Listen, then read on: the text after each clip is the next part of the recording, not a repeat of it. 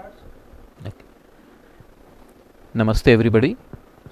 Let us discuss today an important topic in medical education technology, that is the ethical considerations while designing an evaluation of a program. Let us see the outline. This is how we will be moving during the presentation. First, it will be introduction, followed by moral foundations of research, followed by the main areas of focus in research integrity, where we will deal with research misconduct, falsification, fabrication and plagiarism. We will see one by one what these mean. Collaboration issues like authorship, data ownership and management. Then there is something about the peer review, conflicts of interest and obligations will be the next part. Complicity and funding sources, animal subject research, human subject research and finally the conclusion. But the whole thing we will see from the point of view of an educational program that is being run. So what is the program?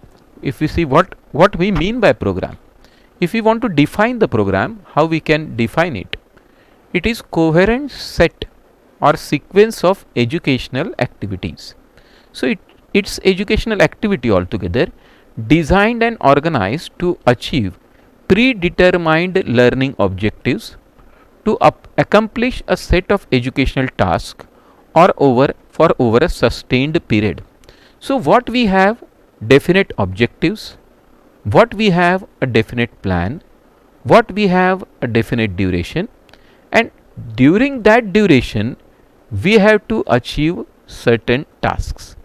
How we will be achieving these tasks, educational tasks? That is something which is a program. And after that is what is the designing of the program. And after the program is over, then we will have to assess whether the objectives that we have kept for the program, how many objectives or how much of the objectives got fulfilled when the program was over. And that is what evaluation of the program. Obviously evaluation can be done mid-term as well as at the end of the program. So that is how an educational program means. What does it involve? What an educational program involves? First and foremost, designing of a course. There are number of courses, undergraduate courses, postgraduate courses, fellowship courses, certificate courses which are there, and designing those courses, that is what is a program. Designing any experiment, whether that experiment can be the educational that is dealing with medical education technology, or that experiment is dealing with the hardcore experiments which are done in the wards or the OPDs, or for that matter even the laboratories. Evaluation of the course.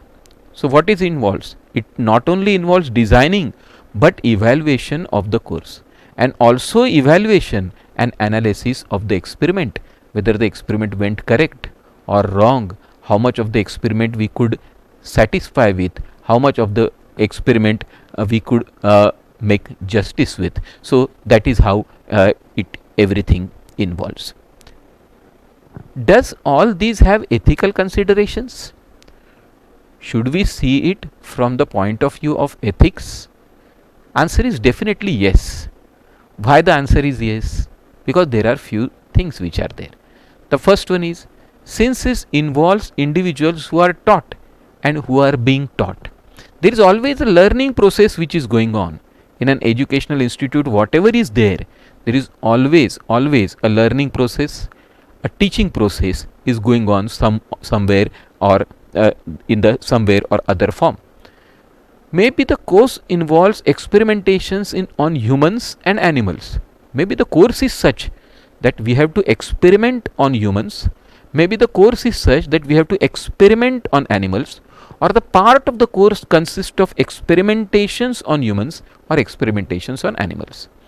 Analysis involves feedbacks and questions, interviews from the individuals. suppose the analysis, we want to analyze certain part of it, then what it involves questions, interviews to the individuals. And when you ask something to the individuals, when you interview the individuals, ethics are important. Finally, and very importantly, where ethics will play a very important role, publishing of the data in a report or in the journal, where you will publish this, maybe in the form of a report, maybe in the form of an article in the journal, and all these things may involve the conflict of interest. What the conflict of interest are, that we will also see. So these require ethical considerations. Ethics, we know ethics are something where we say that what ought to be done, that is what something which is ethics. I am a good person, why do I need to worry about the research ethics or ethics as such? I am a good person, I have a good intention, altogether we are. It is true that we cannot do much about a bad person with bad intentions. So for the person himself or herself with the bad intentions, there are different ways to tackle for that. However, research ethics isn't just or even mostly about bad people doing bad things, but what it is, and this is a practicality, it is about imperfect people doing imperfect things for a variety of reasons. Let us all agree that none of us is perfect. We are all imperfect people, not bad, imperfect people, and doing the things in somewhat imperfect manner, knowingly or unknowingly. What can be the reasons of not sticking to the ethics? Socially acceptable practice we later on consider. Everybody is doing this, I am also doing this, but ethically it is wrong. It may be accidentally we tend to do the things which are not ethical. Then mis and manor, that is level wrongs that we try to justify. We try to justify the things that it happens like this, everybody does like this is the way of doing it practically, so we take the shortcuts. Missing something, especially new methods or technologies. So new methods, we do miss over this. New methods or technology. If there is a teaching technology which is there, which is available, and you are not making it available when it is present, you are not making it available to the learners even when it is being present with the institute, that also is an unethical thing. One can become involved in research ethics violations through the wrongs of others. You have a team, and as a team you take the onus of whatever the team does. If the team does something unethical, then even if you have not done it personally, but since you are a part of a team, you have to take the onus of that. Sometimes the right thing to do just isn't clear. We are not clear is what is ethical, and we tend to do the things unethically, unknowingly. Self-deception and other psychological tendencies which are there, which are also the cause of the ethics. Now there are some professional pressures which are there, and which tend to make the researchers or the persons involved in the program to go towards a bit of unethical side. That is publish or perish. We have to publish the report very early.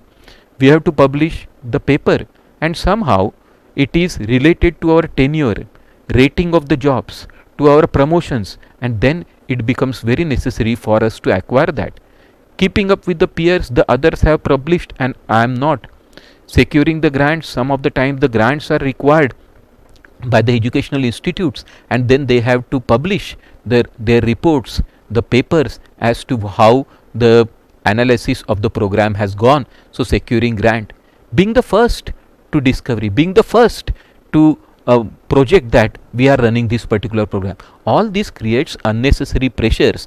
All this encourages shortcuts and what misdemeanors. That is, we create some atmosphere where we tend to go towards the unethical part of it.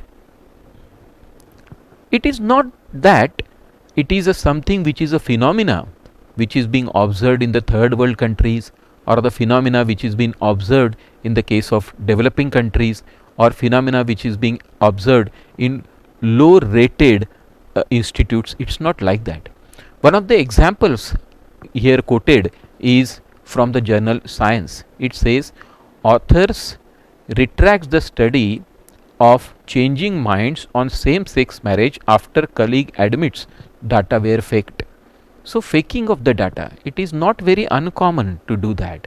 And Science is a journal which is one of the very good journals with a big index, which H index, which has, then it is Q rated also as a Q1 journal, and I can call it a super Q1 journal, where it is a journal of foremost repute in medical sciences or in the science field. Here also the things have happened, the things have come up, so it is not very uncommon to go for or have to come across unethical things. What are the moral foundations of research or any program? I can say that let us extrapolate this to the programs. Doing good for humans. There is no program in the education institute where it is being said that it is being in the vogue to do bad to the humans. It is always for doing good to the humans, animals, planet, future generations, via the pursuit of truth and knowledge. Everything what rests beneath everything, what rests at the bottom of everything, is the truth and knowledge. Our duty to respect the individuals, yes, all the individuals which are incorporated in that program, whether those are teachers, students or non-teaching staff, our duty to respect the individuals, or possible duty towards the animals. As we said, program might be involving some experimentations with animals, or obligations to the society. By and large, the society should be benefited with that. Various obligations derived from this foundation, and they can be in tension with one another or in tandem with one another. So that is there. To whom do we owe the truth? To whom do we owe these things? To the public for its funding support, individual research participants out of respect for their autonomy. So for individual researches to the public we owe the things, and that's why we have to be ethical. Colleagues and collaborators who research may be based on our research, maybe our program is used as a foundation for other programs. If it itself is not ethical, if it itself has the data which is not reliable, the others programs which are based on this, which will be weaker in their constitution. Funding institutes for giving the resources, research institutes.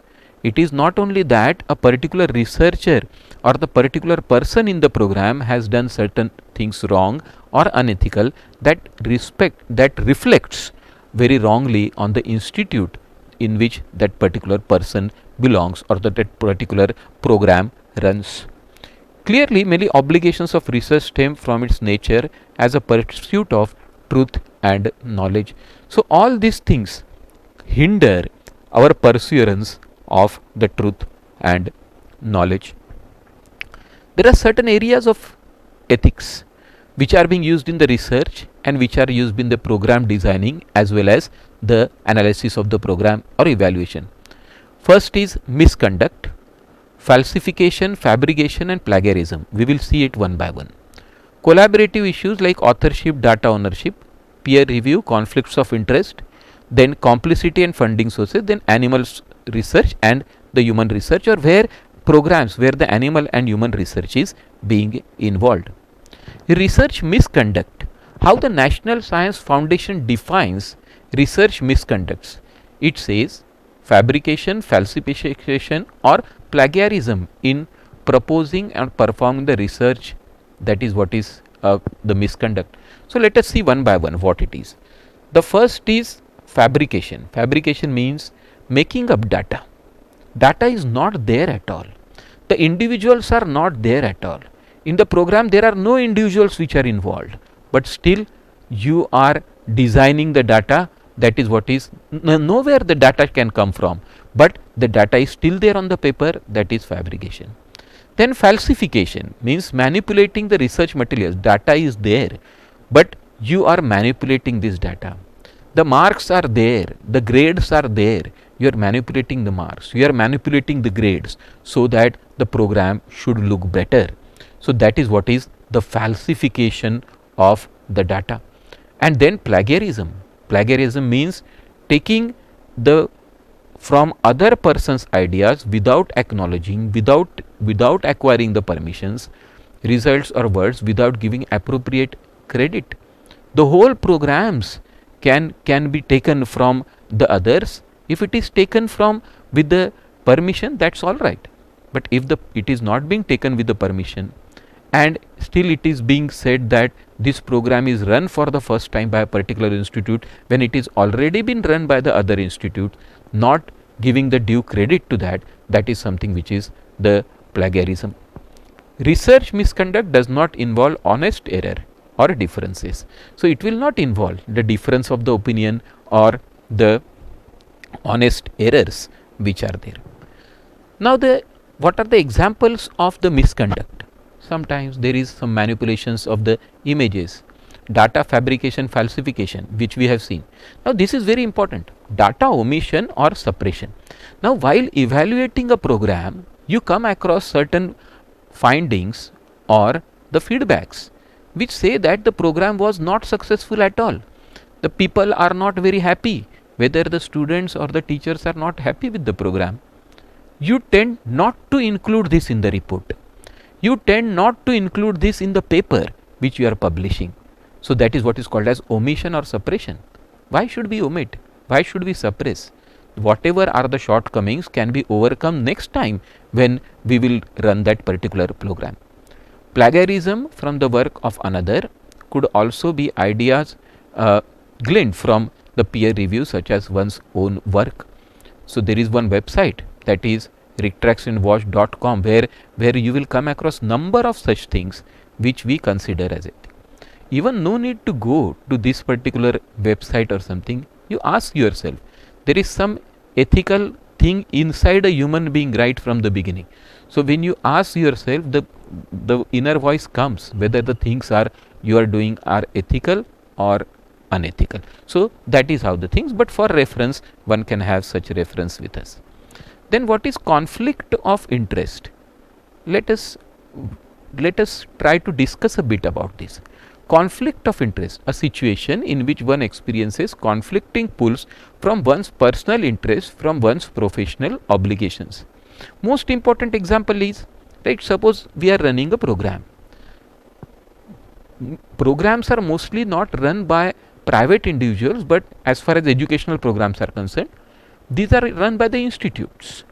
So institutes have the interest over this. You find that something is happening in the program which the institute doesn't want to project. It will give a bad name to the institute, or institute says that you will publish only that which we will ask you to, or you will publish only if you get these particular results, or if there are pressures from the institute, no, this has to be projected. So this is what is called as the conflict of interest. The conflict of interest will come again if the person who is running the program is incidentally also on the management of the institute. So that is it doesn't mean that the person should not run the program, but that particular conflict of interest should be brought forward, should be completely stated. It may so happen also that there are no conflict of interest, but if there are no conflict of interest, then also it has to be stated very clearly that there are no conflict of the interest. Coming to the human subject research, because yes, most of the programs, as medical education technology, most of the programs will be considered with medical education, where the humans are involved, where some experimentations are involved. May use the human subject in, yes, we can use, under what conditions? So there is one code called as Nuremberg code. We will just see a bit of history so that we will come to know what big wrongs can happen when we do not consider the things ethically. And it is during the World War II that these things happened. Nuremberg is a place where this trial was conducted. What was this trial all about? It was against some Nazi German doctors and medical professionals who carried out their experiments in the Nazi concentration camps without having the proper permission of the individuals or the consent of the individuals. Even some of the individuals, they were not knowing that they are the part of this particular study. And then after the World War was over, this trial was conducted, and some of the medical professionals who were involved in this, they were given the capital punishment, they were hanged. So this is important, and after that the Nuremberg code got developed. that these are the ethics of the humans which has to be, we have to keep in mind those ethics, and only then we have to conduct any experiment in the program or in the study. Second experiment which I want to quote here is something called as Tuskegee experiment or Tuskegee trial. What was this experiment? While the things were going on in the Nuremberg and America and these allies were punishing the Germans or the Nazis, what was going on in America itself? It was the same unethical thing which was going on from 1932 to 1972 in the Tuskegee, Alabama. This was large study, and who funded this study? US Public Health Service. And again conflict of interest comes. US Public Health Service. And what was the study? They wanted to see what is the natural outcome of syphilis. Now very important. Till that time the drugs were there on the syphilis. Penicillin was used for the treatment of syphilis. But one of the groups of the patients, they were not given any treatment. 600 men were involved. 50% received treatment. 50% did not receive any treatment. Though they were given some treatment for other elements which are there, and they were given some other sorts of money, and then some sorts of encouragement for participating in the study, but they were not told that you are suffering from the syphilis. They were even not told that you are not being given any treatment about the syphilis, and some of them died. And so what happened in 1997? Ultimately, those who were survivors or the families of those who died, they were given $7 billion of compensation, and the US agreed. The US President Bill Clinton at that particular time agreed. What he said, I want to quote: "We can stop turning our heads away, we can look at you in eyes and finally say on behalf of the American people, what the United States government did was shameful and I am sorry." So this is shameful in the sense it's an unethical thing that we did for a long duration of time, about 40 years, and we are sorry for that. So these all things prompt us that if the things are not being taken due considerations, the things can go wrong drastically, and that can have a larger impact on the human society as such. So these were the things. Nuremberg Code, then Helsinki Declaration, ICH GCP guidelines are there. Then India also has the guidelines which are being utilized for experiments, even for the programs, that is the ethical consideration involving the research subjects, ICMR guidelines generally, then Indian ICH GCP guidelines are also there. So what are the general principles in human ethics? Uphold the dignity and independence of the individual. What it says?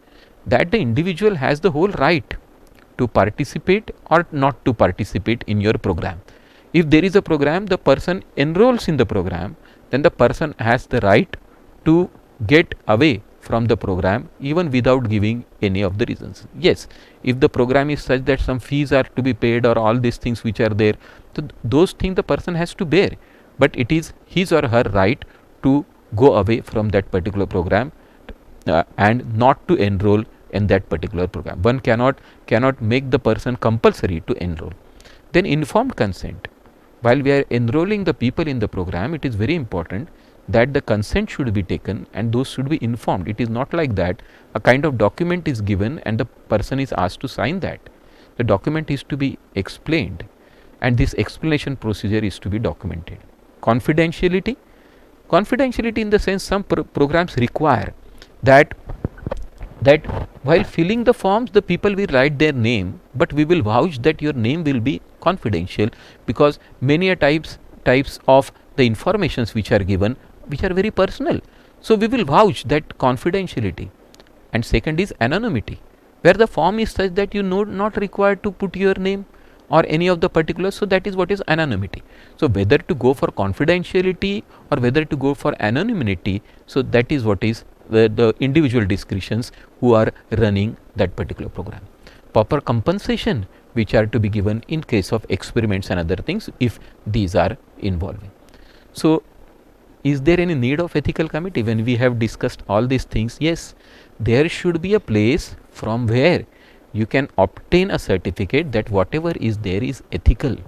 So that's why we require ethical committee. There is a need of ethical committee. In fact, it is mandatory that each and every of the institute should have one committee called ethical committee, who will give the judgment as to whatever going on in the programs or in the researches. These are ethical. Who are there on the ethical committee? Ethical committee has a chairman. Generally the chairman is outside the institute. Now see, conflict of interest, we saw this conflict of interest. We don't want conflict of interest. That's why the chairman is always from outside the institute. Then we have secretary, then we have the members. Members are there from the different different subjects to which the institute is dealing with. Then we have representation from the general population. We have some clergymen there. Then we have the people who are organizing, who are managing the NGOs, non-governmental organizations. Then some lawyers are there. So all these, the people from, in short, the people from all the walks of life, they are there being included in the ethics committee. And are there SOPs, standard operating? Definitely they are, and they are based on this Nuremberg code. They are based on this ICH-GCP. As far as our ICMR codes which are there, ICMR codes are largely also based on the Nuremberg code which is there. So we have the SOPs in place, and those SOPs are to be adhered to. So what the ethical committee sees, ethical committee sees this only, whether whatever is being done is adhered to as per the SOPs which are being there with the ethical committee, what the ethics and what is unethical. Submission to the ethics committee is very important. That one thing is to be remembered, whether it is a program, whether it is an experiment, whatever it is there, whether it is observational, you are not having any of the, you are not making any intervention. For that point of matter, if we see, for that point, if we see that in the case of medical education technology, what we have in the form of intervention is some new teaching technology which is there. We are not physically harming anybody, but intervention is being done, groups are being made, or the new techniques are being used. We require the ethical consideration.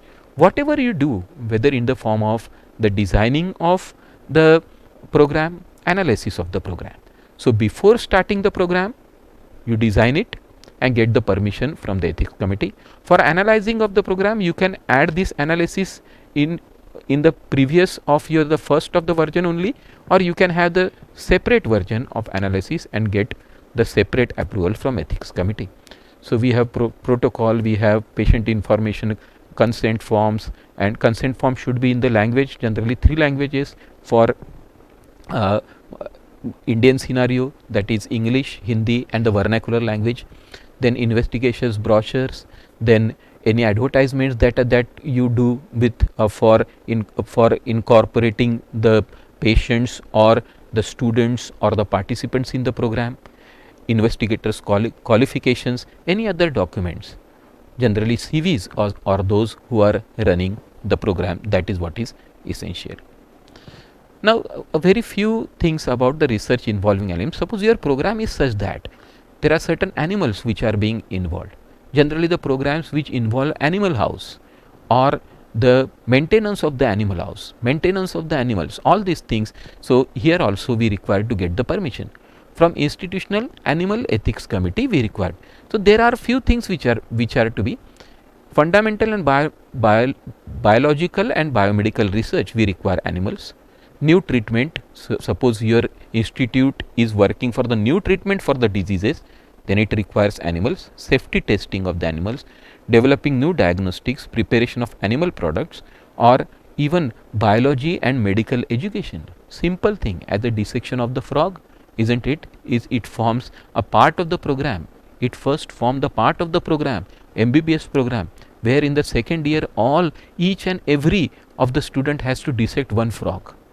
After that it was stopped, but yes, it involved, and more or less as we moved ahead, it was found that it is unethical on the part of the humans to kill the frogs in so many large amounts of number of frogs that is being killed, and that is detrimental to environment. Also food chain also is getting disturbed in the environment, so that was unethical. Later on that was stopped. So that is how we have to look at it from the point of view of ethics. What Mahatma Gandhi says, the greatness of the nation and its morals can be judged by the way the animals are treated. It's important that you treat your fellow human beings in equal dignity, but you should be able to treat the animals also with the dignity. That is what Mahatma Gandhi says. So what we have, United Kingdom has this in the vogue from 1876. They had animal ethical committees in 1876, like for the use of anesthesia, animals, if some sacrifices are involved and all these things. India had it in 1960, but we were ahead of the France. France had it in 1963. So we have Institutional Animal Ethics Committee and Prevention of Cruelty towards the animals. That is an act which is there, punishable offence. Right. So this is how the animals should be treated. They should be treated with utmost care, and their dignity should also be upheld. There are 3 R's, rather I will say 4. First is reduction. Don't do experimentation unnecessary and get the number of animals or large number of animals. It is said that if you are doing experimentation, 6 number of animals in each groups, each sufficient enough. Replacement, alternative methods. If we want to replace the higher animals with the lower ones, there is nothing like higher or lower, but since we have classified, we consider ourselves as the highest animals, but we all are. So if we consider that we want to do some research on the rats, but alternatively we can use earthworms, so we can go for earthworms rather than the rats. So this is what is the meaning of that particular thing. Reduce and rehabilitation. Reuse and rehabilitate. We can reuse the animal. It is not like that we have used the animals, now sacrifice the animals, slaughter them. No. Rehabilitate and we can reuse the animals. So all this comes when your programs are involving the animals.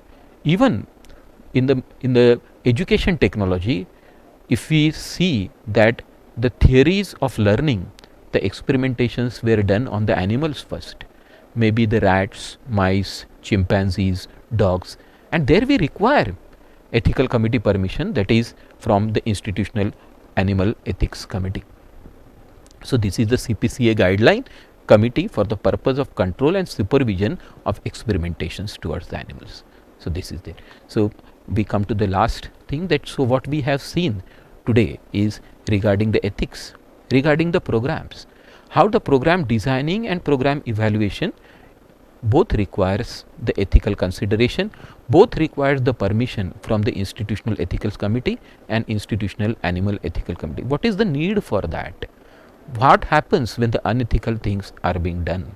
So all these things we have seen. I just want to acknowledge Dr. Lisa Ramison, Department of Philosophy, UNC Charlotte, that is, and in June 2015 this lady uploaded some of the her researches which are there, which I have used in preparing this presentation, that was there on the public domain, and again Google, the search engine which I have used to search some of the aspects of this particular presentation. So thank you very much for all your patient listening. Thank you all.